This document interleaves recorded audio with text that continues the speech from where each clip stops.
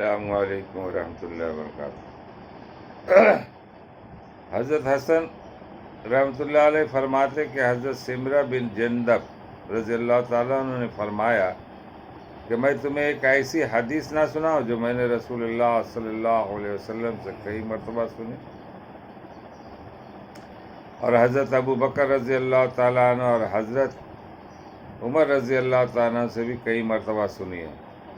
میں نے عرض کیا ضرور سنا ہے۔ حضرت سمرہ رضی اللہ تعالیٰ عنہ نے فرمایا جو شخص صبح و شام اللہم انت خلقتنی وانت تہدینی وانت تطعمنی وانت تسقینی وانت تمیتی وانت تحیی پڑھے۔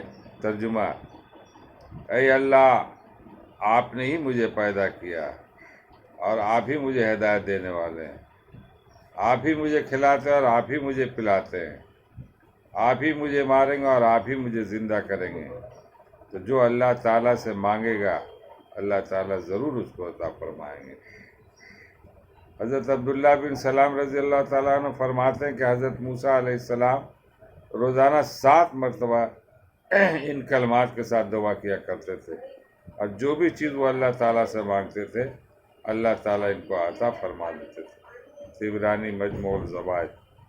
اللہ تعالیٰ ہم لوگوں کو پڑھنے اور سننے سے زیادہ عمل کرنے کی توفیق عطا فرما۔ وما علینا الا البلاغ۔